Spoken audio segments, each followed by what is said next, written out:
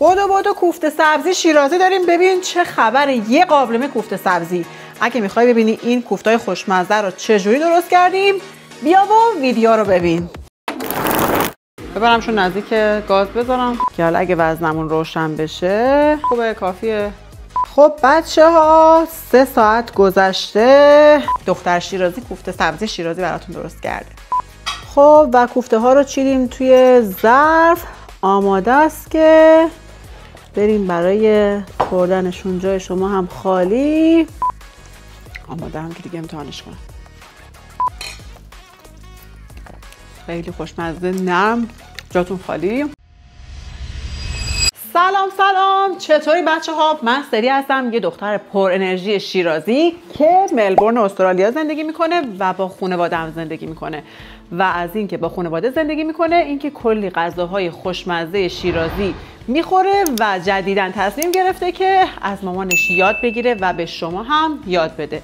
پس اینجا هستیم تا با هم دیگه چیزای جدید یاد بگیریم، غذاهای خوشمزه یاد بگیریم و اینکه با هم دیگه نوش جان کنیم دیگه. از کجا براتون بگم؟ بریم سراغ امروز. اگه گفتید با این وسایلی که اینجا دارید روی میز میبینید چی قرار درست کنیم، یه نگاهی کنید ببینید چی حدس میزنید. سبزیاش که زیاده، گوشتم داره، برنجم داره و خلاصه دیگه خیلی منتظرتون نمیذارم. میخوایم با هم دیگه کوفته سبزی شیرازی درست کنیم. به به که نگم براتون که توی هوای سرد هم چقدر میچسبه. البته که اینجا استرالیا هست و انگار که اصلا ما کلا توی یه کره دیگه داریم زندگی میکنیم. توی استرالیا هست که هوا الان سرده و این کوفته حسابی میچسبه. همین الان دهنم آب افتاد. ولی اون پر دیگه دنیا که الان تابستون هست و حسابی هم همه جا گرمه، ولی ما کاری به اون بر نداریم. بیاین همین بر با بچهای این بر بریم سراغ کوفته سبزیمون. همینطور که دارید روی میز الان میبینید کلی ظرف و کلی مواد اولیه داریم، ولی اینا کلا به 3 دسته تقسیم میشن. قسمت اولو که این طرف دارید میبینید، اینا مواد آشمون هستن، همون آشی که اون کوفته ها رو قراره بندازیم داخلش. و اینکه سبزی داریم، لپه، برنجی که خیسش کردیم و یه مقداری هم که نمک، فلفل، زردچوبه و این سری اول هست. حالا اندازه اینا رو براتون میذارم حالا هم توی کپشن و هم حالا کنار ویدیو که بدونید از هر کدوم هم چقدر. این قسمت دیگه، این سکشنمون مربوط به کوفته هست، همون کوفته قلقلی های توپلی خوشمزه. چی داریم؟ دوباره برنج داریم، برنجی که گذاشتیم خیس خورده و سبزی داریم. سبزیامونو روی موبایلم نوشته بودم، موبایلم نیستش. توی این قسمت شوت داشتیم، بعد دارم فکر میکنم ترخون داشتیم و نه ببخشید شوت، جعفری و گیشنیز. این قسمت سبزیامون که اینا سبزیای تازه هستن که همینجا گرفتیم. سبزی‌ها پاک شدن، شسته شدن و خرد شدن و یه سری از سبزیایی رو که نتونستیم تازه‌شو پیدا کنیم، اینا سبزیای خشکمون هستن که این سبزی‌ها رو هم حالا رو نگاه کردیم، تمیزشون کردیم و بعدم که خیسشون کردیم و خلاصه اینا آماده هستن. اینا چی هست؟ تره و مرزه و ترخون از پشت صحنه کمک به من میرسونن. اینم اینجا. این برام که پیاز رنده شده رو داریم، بازم لپه و این برام که نمک، فلفل، زردچوبه و فلفل قرمز. و این قسمتی که یه مقداری هیجان انگیزتر هست، گردو داریم، گردوی خرد شده.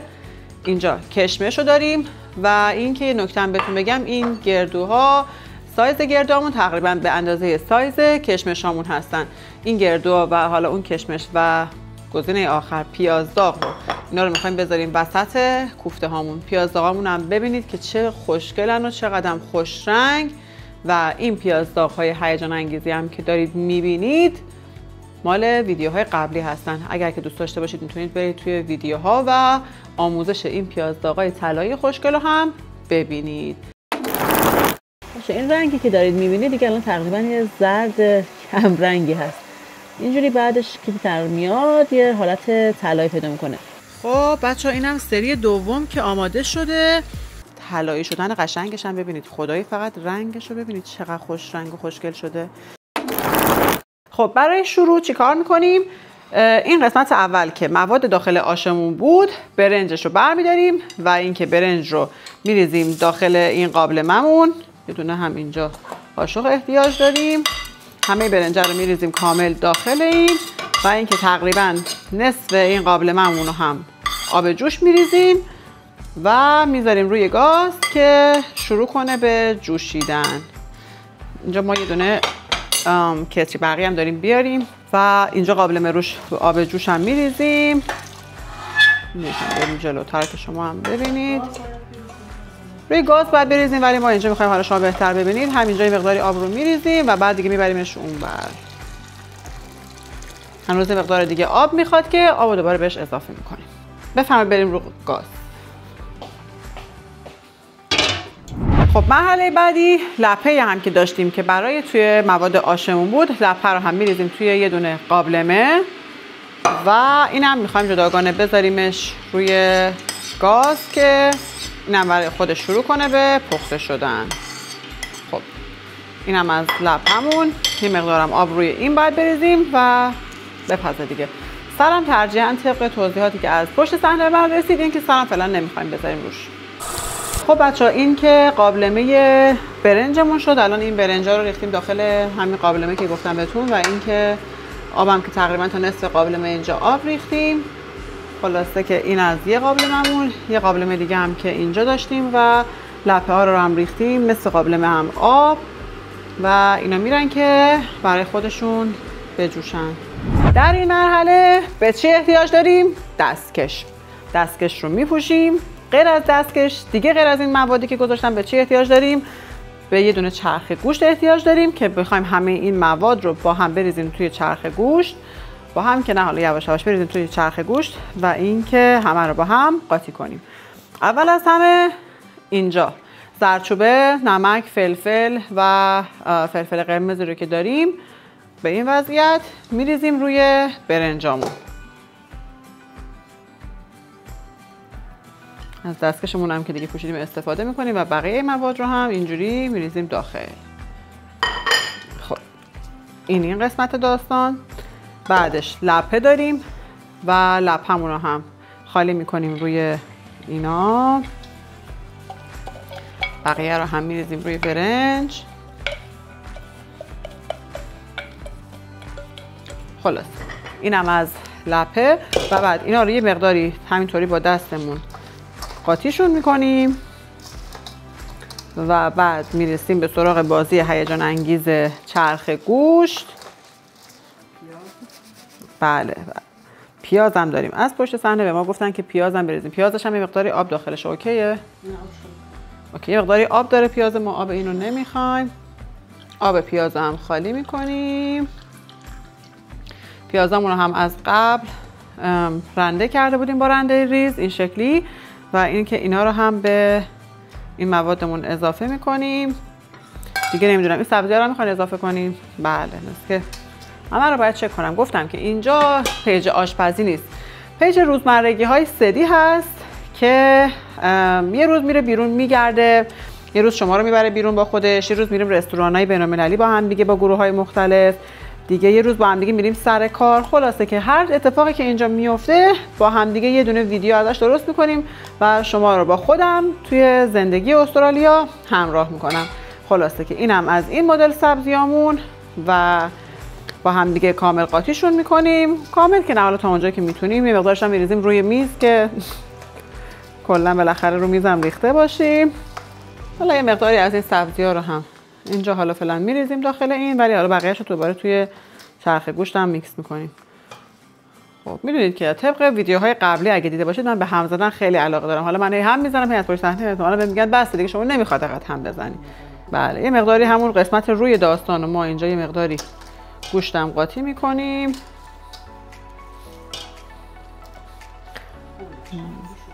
و دیگه چرخ گوشت در این دستکش‌های در میان خنده دار میشن. خلاص اینجا چرخ گوشت رو روشن میکنیم. دیگه میکس همه چی رو برمیداریم و میریزیم داخل.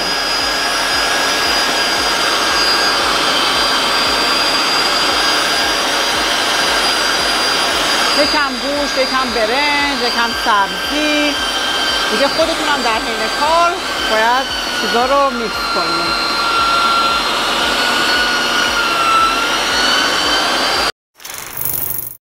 خب من برگشتم با توپ قلقلیا. گوشتایی که اون گوشت که چرخ کردم، اون مواد کاملی که چرخ کرده بودیم رو بچه‌ها همه رو آوردیم داخل این قابلمه هم که نیست، کلا اسمش هم اشتباه میگم، داخل حالا همین این ظرفی که داریم و اینکه همه رو حسابی اینجوری با هم دیگه میکسشون کردیم. خودشون که آردی تو چرخ گوشت قاطی شده بودن، ولی ما برای که بازم یک دست‌تر بشه موادمون اومدیم اینا رو همه رو با هم دیگه کامل میکس کردیم و موادمون این شکلی شد و خلاصه که الان آماده کوفته قلقلی درست کردن هست. بعد این برای این قسمت باید کوفته نمونه اینجا داریم. کوفته هامون میخوایم که تقریبا این سایز بشن. برای همین و برای اینکه کوفته ها کلا یک اندازه باشن ما به یه دونه وزنه احتیاج داریم. یک دونه از این توپه ها رو اینجا بررسی میکنیم. این الان تقریبا 90 گرم هست و ما میخوایم که بقیه حالا کلا اون توپه هایی که میخوایم درست بکنیم، یعنی توپ قلقلیامون، همون کوفته سبزیامون، اندازه چقدر بشن؟ اندازه 90 گرم بشن. به خاطر همین تقریبا حالا یه مشت برمی‌داریم میذاریم اینجا. چقدر دقیق کار کردم، 89 گرم و تقریبا سایز کوفته‌هامون این میشه. حالا غیر از این که اینا رو میخوایم درست بکنیم، یادتون میاد که اینجا گردو داشتیم و اینکه کشمش داشتیم. ما اومدیم برای که تقریبا یک حالت یک دست داشته باشه موادمون، با حالا یه پیمونه که داریم برای که یه اندازه بشه، اومدیم یه پیمونه کشمش، یه پیمونه گردو و الان هم تقریبا میخوایم 2 پیمونه پیاز داغ رو بریزیم به این داخل این موادمون که اینا میشن چی؟ اینا میشن اون خوشمزجات وسط کوفته سبزی. به به، میخوایم ببریمتون شیراز. آماده این؟ خلاصه اینم پیمونه بعدیمون و این مواد رو با هم دیگه میکسشون میکنیم. خلاصه که اینم مواد داخل کوفتمون و از اینجا دیگه فقط باید بریم و به کار ساخت و ساز توپه برسیم. یکی از این توپه ها که آماده شدن، کوفته ها که آماده شدن، یک کوچولو باید سعی کنیم که وسطش رو خالی کنیم این شکلی. حالا هرچی این تخصصی تر انجام بدید کوفته هاتون قشنگ تر میشن. حالا من خیلی بلد نیستم ولی بعد از پشت صحنه بیشتر کمک میگیرم. ولی حالا خلاصه یک فضای اینجوری داخلش اینجوری باز میکنین و به اندازه یک مقداری یک مشتی از این دوستان ور میدارین و میریزین این داخل. اینا رو فشار میدین، یعنی اینجوری اینا رو میدین داخل. بعدم اینجوری سر کوفته رو میبندیم. حالا این قسمتش مهمه که بتونین خوب به هم فشارش بدین، خوب گردش بکنین و خوبم ببندینش که کوفته هامون باز نشن. خب به نظر من که خیلی هم اطلاعات دقیقی اینقدر ندارم، این حالا تقریبا میتونه خوب باشه. ما میریم از پشت صحنه یک سری اطلاعات جدید میگیریم و برمیگردیم. خب اینم از لفه هامون که زیرشون کمه و آروم آروم دارن پخته میشن. این برام که برنجمون هست. برنجم که اگه خورده برنج گیرتون بیاد میتونید خورده برنج بگیرید، اگرم که نه دیگه حالا برنج معمولی. خب در این مراحل دیگه ما این نمک و فلفل و زردچوبه و این فامیلای وابسته رو هم میریزیم همه رو اینجا داخل و این که اینا رو هم میزنیم تا این مایه‌مون هم یواش یواش برای خودش ادامه بده مسیرش. خب رفتم دست متخصص و آوردم دست مامان که شما دقیقاً ببینید که داستان چیه و چه شکلیه. ببینید اول که حالا یک دستمون رو شستیم که کلا بدون دستکش بخوایم کار کنیم. بعد اینکه تمام مدت باید سعی کنیم که مواد کامل به هم تا اونجا که میشه فشار بدید و اینکه مواد کامل به هم دیگه بچسبن که بعد که میره توی قابلمه و توی آب دیگه باز نشه.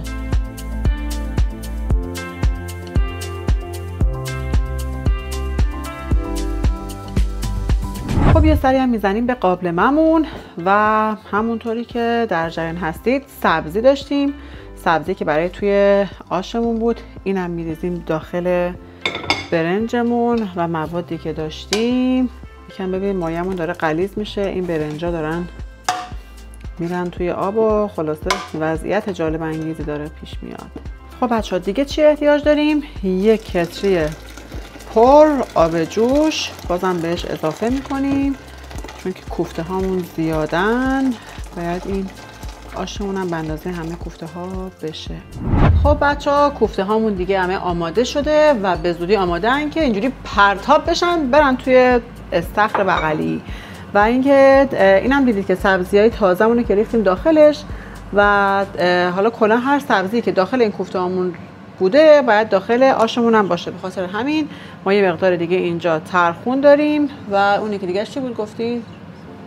ترخون و چی داشتی؟ ترخون و مرزه. بله، ترخون و مرزه رو هم میریزیم داخل این مایه آشمون و دیگه اینا رو هم میزنیم. توی این مقداری بچشیدش، اگر که کم لازم داشت یه کوچولو نمک و فلفل هم میتونید بهش اد بکنید، اضافه بکنید و همین دیگه.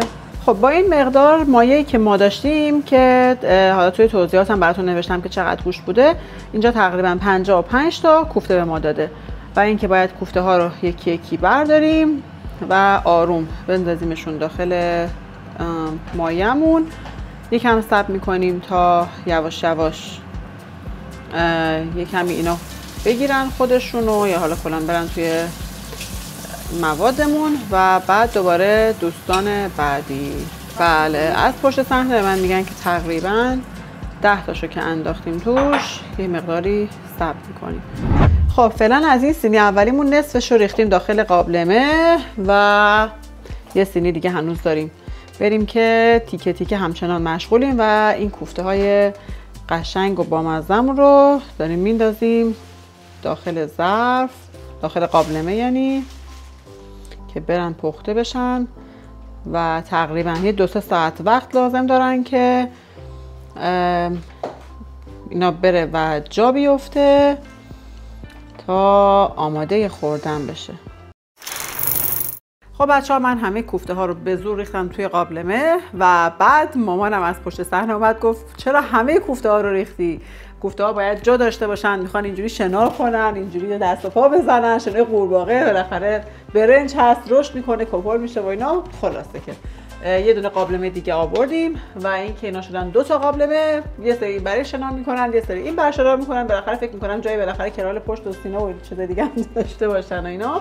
خلاصه رفتن تا 2-3 ساعت روی گاز بمونن که حسابی دیگه جا بیفتن و این لپه هامونو هم الان اگر از پشت صحنه دوام نکنن یک همچین وضعیتی کلا این لپه ها رو اینجوری میریزیم توی این مایه‌مون، یه مقدارشو میریزیم به این بری و یه مقداری هم میریزیم به این بر تا یه مقداری لپه هم اینجوری داشته باشیم و دیگه مقداراتی هم سرشون رو میبندیم و میریم تا چند ساعت دیگه برگردیم تا آشمون آماده بشه و دیگه بریم دور همی کوفته ها رو بخوریم جای شما خالی.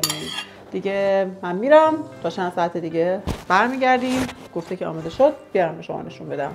فعلا تا 2 ساعت دیگه. 6.5 hours later. خب بچه ها رسیدیم به 3 ساعت بعد و اینکه به به این قابلمه آشمون هست. آشمون پخته شده دیگه، کوفته هامون هم حسابی پخته شدن و جا افتادن. الان تقریبا 3 ساعتی بوده که این کوفته ها روی گاز بودن و حسابی جا افتادن و همین دیگه جاتون خالی. آش سبزی آماده است، ما دیگه میخوریم. با یاد شما هم درست کنید. ای بابا کوفته سبزی، اشتباه گفتم آش سبزی. آش سبزی تو برنامه‌های بعدی. این کوفته سبزی شیرازی هست. اینم که آشش هست که آشش هم اینجوری خودش غلیظ شده حسابی. خب و کوفته ها رو چیدیم توی ظرف، آماده است که بریم برای خوردنشون. جای شما هم خالی. اینم از کوفته قشنگیامون. خب گفتم که یکی از این کوفته ها رو هم وسطش رو براتون باز کنم که ببینید چه شکلیه و اینکه نرمی کوفته رو هم ببینید. اینجوری ببینید قاشقی که میزنیم داخل کوفته خیلی شیک و زیبا کوفته‌مون باز میشه و اینم این دوستان قشنگی که گذاشته بودیم وسطشون، پیاز داغ، گردو و کشمشا و هیچ دیگه راحت میتونید اینجوری اینو نصفش بکنین. بسیار هم داغه ولی آماده هم که دیگه امتحانش کنم.